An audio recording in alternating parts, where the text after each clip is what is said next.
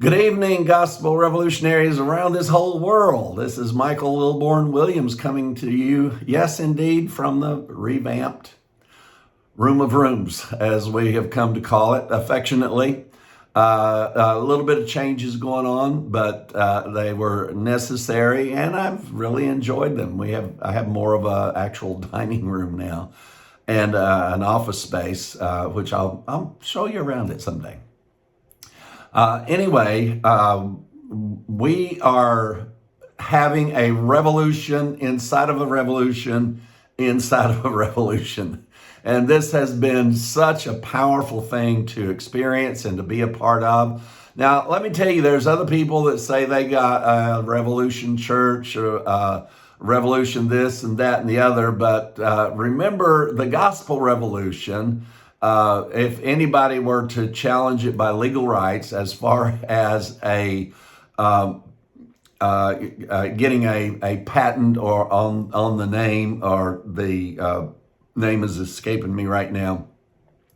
But if we were to have gotten that done officially, these others would not be able to use that title if it had been accepted. But Jim and Tammy Faye Baker's son has got Revolution Church. There's Revolution churches out of Joseph Prince Ministry, and everybody's trying to tack on to the revolution. But remember, this is the gospel revolution, and the first and the only one, I might add. We also suggest that you go listen to those guys. We want you to know what they are saying and compare them to the gospel. See whether it's a revolution or not, or just some of the same old stuff. We've learned to demystify the gospel. Oh my goodness, what a wonderful thing. We were able to demystify it and take out all of the personal things about a personal Lord, a personal Savior, which that is what Christianity teaches. I want you to know very clearly and plainly, I am not a Christian. Why am I not a Christian? Because Christianity teaches in all aspects that someone must do something to gain something that God did for the whole human race 2,000 years ago. Paul tried to straighten out this mess himself in the book of Romans. And the church at Rome was started by Peter. And the Catholics say it's still the same church that's there today. I don't doubt that. I have no reason to. But Peter established this church on these teachings, as we found throughout his work, that you must believe and you must obey, and you must expect a future establishment of a brand new kingdom and a brand new temple. You see, it doesn't seem that Peter and his cohorts got the memo that said the new temple is already here. One of the things that we're challenging our preterist friends who say that the temple age ended and the fulfillment of Scripture happened at 70 AD, the one thing that they cannot answer is to show us any place in a coherent way to present how two temples existed at the same time for over 30 years after the resurrection. So Jesus either fulfilled his mission, and the new temple, that total new temple, which he said he was established, or you're going to have to understand, you've got to accept the fact that you're teaching that two temples, the old temple and the new one, both existed at the same time. That's not the process of the Hebrew Scriptures. There was always never a rebuilding of another temple until the other temple was destroyed. And Jesus destroyed that temple. He said, destroy this temple, and in 3 days I'll raise it up. So you guys are off by several years. It's a whole lot better than what a lot of Christianity is doing. But the fact of it is, you're still taking away from the work of the cross. If you are not accepting that the all intents and purposes of the destruction of the existing temple was done in the body of Jesus, you're going to have to deny the work of Christ to accept that another temple was there in his place, because there is no precedent for two temples existing at the same time. Now, like I said, we get along well. A lot of preterists listen to what we have to say, but they're all over the map too, in partial, mid, and still got a second coming for many of them. So it is just another place for our understanding to take away from the glory of the work of the totality of the cross. That's why we were able to see the 70 weeks of Daniel culminating at the cross. That's why we were able to see the 1,000-year reign of Christ culminating at the cross. And the power of those two subjects coming together so clearly, which you've got a show coming out Friday specifically on the last 3.5 years. Doom, doom, doom. And doom was what it was supposed to be. You're going to hear exactly, not if and but or maybe. We don't have to make any apologies. We don't have to sew this together with that and bring that prophecy and compare that one to this one over there about that. This 70-week prophecy is also described by Daniel as Jacob's troubles in this last week. And all of that is brought into consideration. And we know exactly when the 70 weeks of Daniel ended. And you're going to be very delighted at the power of its end and also the end of the 1,000-year reign. That's just kind of where we are right now. So keep listening because, goodness gracious, Daniel just can't keep his excitement contained. I don't know what we're going to do with him. So that's where we are. That's what you should be listening for and listening at. So do listen to other people. Gosh, we encourage you to listen to Father Murray. We encourage you to listen to people who tell you don't ever listen to Mike Williams and the Gospel Revolution. We encourage you to listen to those people. We want you to hear what they have to say and compare it to what you know about the gospel. It will encourage you. It will strengthen you. You'll either decide we're wrong and they're right, or you'll be able to see the clarity of why we're saying what we're saying. We're not afraid of what somebody else has to say. It is quite clear that Don Keithley is very afraid of people knowing what other people think. It's just clear. His graduates do not want to engage. They do not want to talk. I don't know why. Some of them we know personally, but they absolutely will not engage. They absolutely will not. With a nice guy like me, and if not me, sometimes I'm mean, but Daniel never is. All right, so moving on from there. And yes, Paul did deal with these things that directly. I'm not dealing with it nearly as directly as Paul did. And I'll still get criticism for saying what I said. But these things, to me, when I go back and look and see how Paul dealt with them, they are well within the margins of how things should be said. I know everybody thinks just love, love, love. And that you think that not confronting people because of their perceptions being wrong, that's somehow not loving. I'm telling you, it is not loving to see somebody saying things that hurt people's lives, like that there's a judgment coming, like you were told, and nobody speak up and say that what they're saying is a lie. That is what is not love, is not speaking up. Silence is complicity. Silence is being complicit to the things that are harming other people. And we won't be silent. They are harmful doctrines out there. And we don't call them heretics. We don't call them, all of these names. We just say they're wrong, and then we prove to you why they're wrong, to which they have no response whatsoever. But we don't find them talking about what we're wrong about, even in theirs. I'm sure they've taken the high road of love. I think they're chicken. All right, so here we go.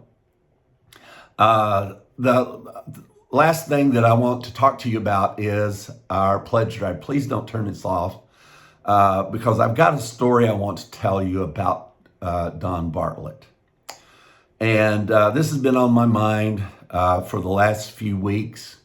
And we are in a situation with the finances of the Gospel Revolution because of the almost in half results that we got from our Canada conference, because we didn't bring up finances during the teachings because we wanted it to be completely separate from that. And we paid the price for it, I think.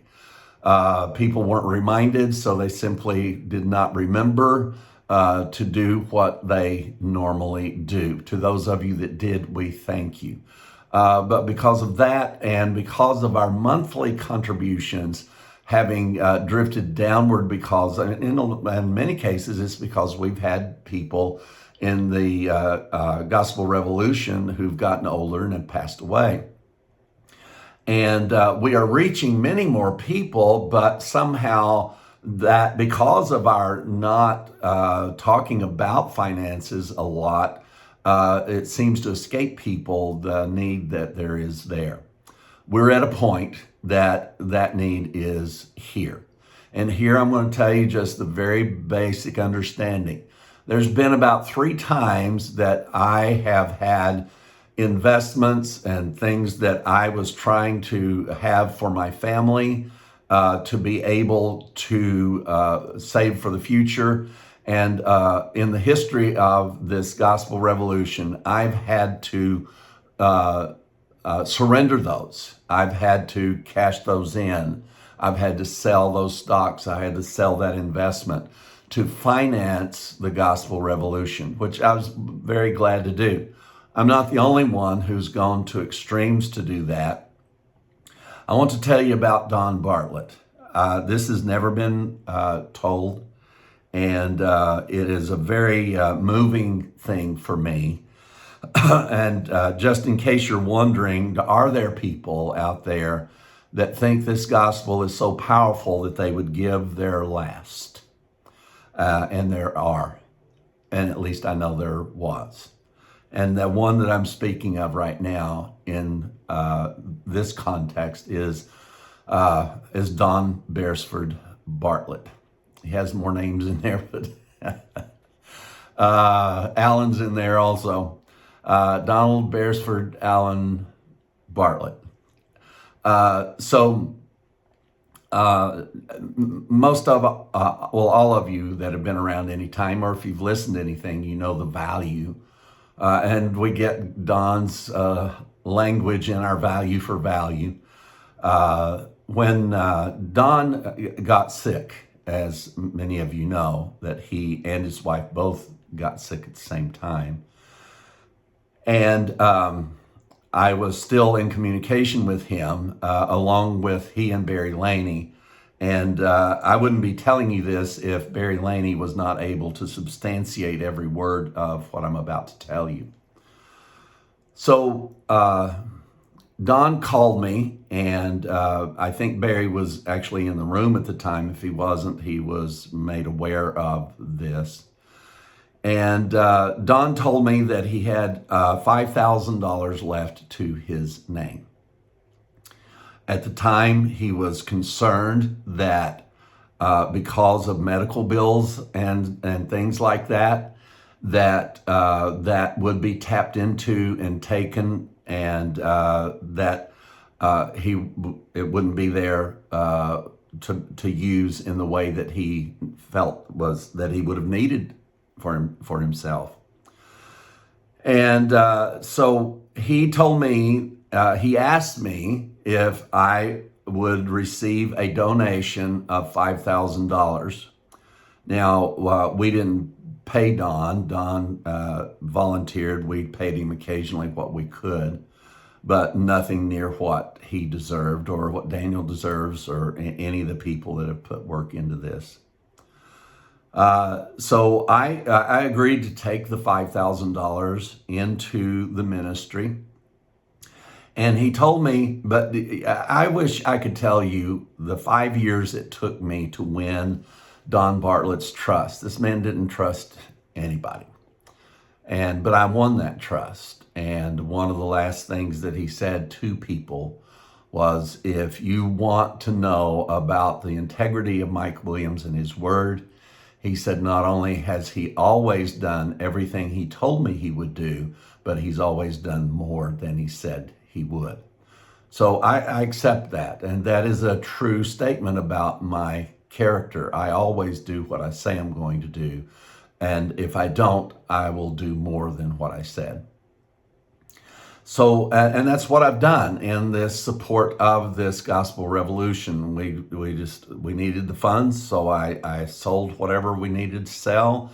I put the $10,000 of this. I put the profits out of the sale of a condo that I was using, hopefully for retirement. But time after time, that was interrupted. So Don asked me, he said, now, Mike, he said, when I get through this, he said, I want to be honest with you. He said, I may be needing to ask you for help. And I told him, I said, Don, I said, I will keep this contribution. It wasn't counted on his taxes or anything.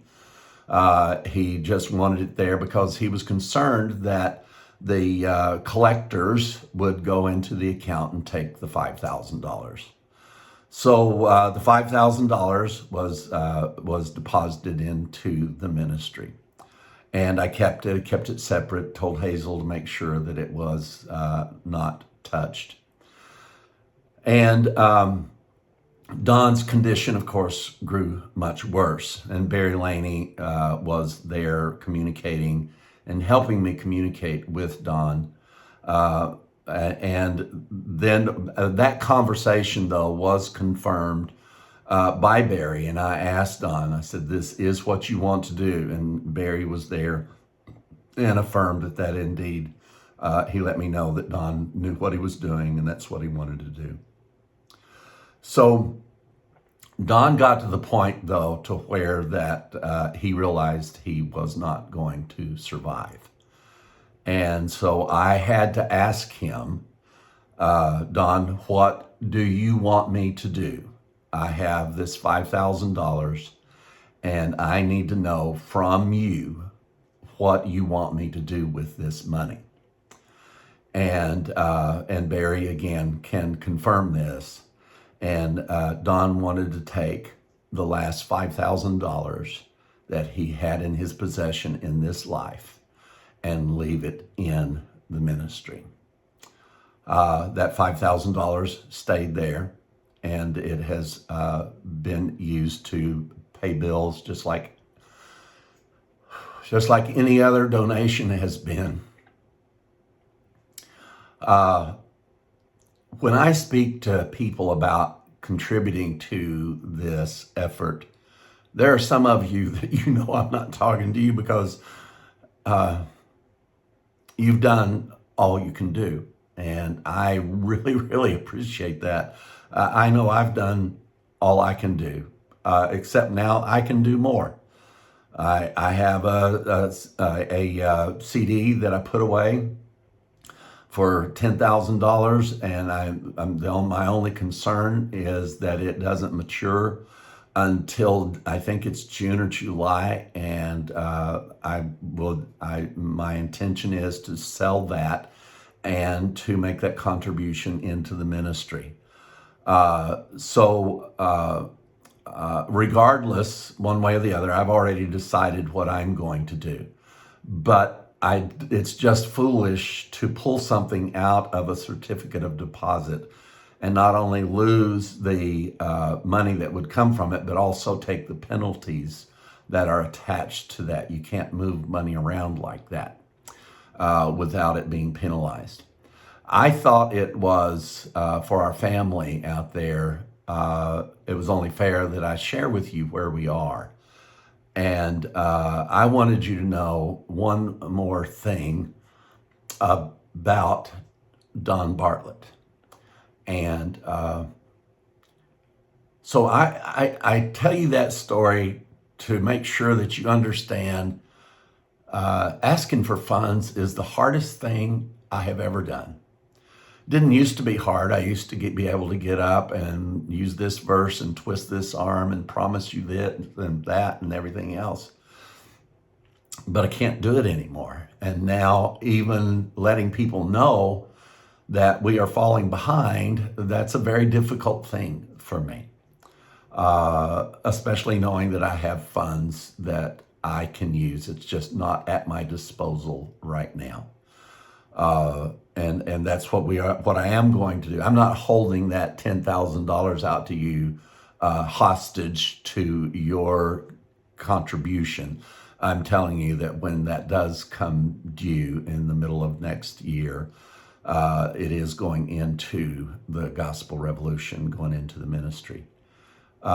You guys are some of the most amazing people in the world. Some of you are amazing just because you got to hear the gospel. Some of you are pretty not very nice people. But you've gotten nice, you know. Don Bartlett was a bear. Oh my gosh, if you guys only knew. And he would get such a big kick out of us talking about those days that it took almost 5 years to win his trust and his confidence. And but once it was there, once that confidence was won, worked for it. I worked very hard for it. And I never returned a harsh or unkind word for all of the ones that got hurled at me, or the really dynamic situations we got in. Somehow I was able to refrain. Angel wings. That's all I can think I could be rewarded with is angel wings. But what I got rewarded with instead of angel wings was a very profoundly powerful partner in the gospel.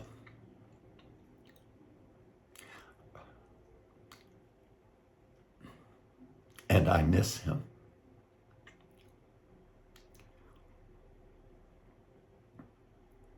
I miss everything about him. I know that he gave, and I asked him at the end, I said, Don, please tell me, you've got to tell me what to do with these funds. And at the time he was making his final decisions, I was a part of his final decisions as to his palliative care. I had to talk with him, made sure he understood what this was, that they were no longer going to try to save his life. They were going to try to make him comfortable. I had to ask those very direct questions. And he, with 2 palliative care representatives and professionals, one male, one female, on either side of his bed, I spoke to Don and he answered all the questions. And I said, you do know that you have decided that dying is the best option here. Please don't call me and tell me you know there was a better way for Don. I don't want to hear it. I just don't want to hear it. Everybody's got answers, you know. Once it's all over, you know exactly how it should have gone. Please don't bother me with that. The power of this relationship, you guys know that Don Bartlett shifted the mindset of the entire gospel revolution from the point of, from the garden to, from the Adam and Eve story, the Garden of Eden to the Garden of Gethsemane, as we used to say.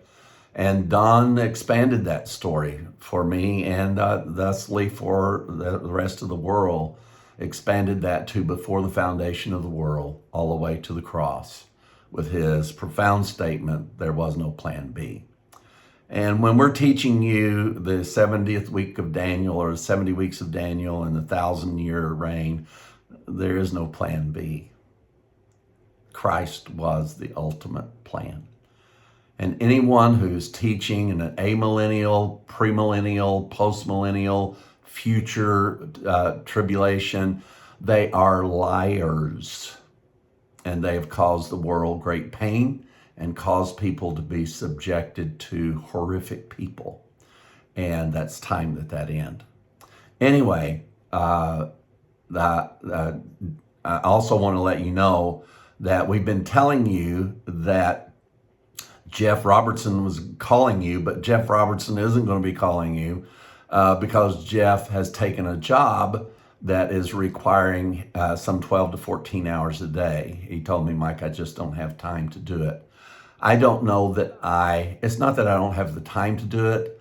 I may try to make some of the phone calls, but folks, again, asking for money is just it's a part of this that I don't like. And I got scolded by Don Bartlett several times for that. But if you can help us, we really would appreciate it. And I've enjoyed the last few years of not having to struggle with finances, but we are going rapidly into that area where that we are going to be struggling with finances within the next month if we don't have a fairly substantial turnaround. And we really, really need about $25,000 to come in. Anything that you can do or decide to do will help. My $10,000 will go in the middle of next year. And, gosh, I'm like everybody else. I'd like to have something to leave for my kids. And I'm still trying on every avenue I can to make that happen. But it's what I'm doing right now. And my family, I have the full support of my family who would be affected by this also to do what we're doing. We know the gospel changes life and the ability on earth to live in peace and to have an absence of worry and an absence of guiltiness and an absence of judgment. Remember, we will judge every teaching. Paul said it's a shame that you can't judge the teachings that you hear. But he also said you have no right to judge another human being's righteousness. Christianity's got it all upside down. Don't judge our teachings, but we will judge you for who you are and what you do. We got it right side up around here. Love you guys. Hope this wasn't too much for you. But I may be calling, I may not be calling. If a call, let's just talk about the gospel, all right? So anyway, love you guys, take care of yourselves, and we will talk to you again the next time.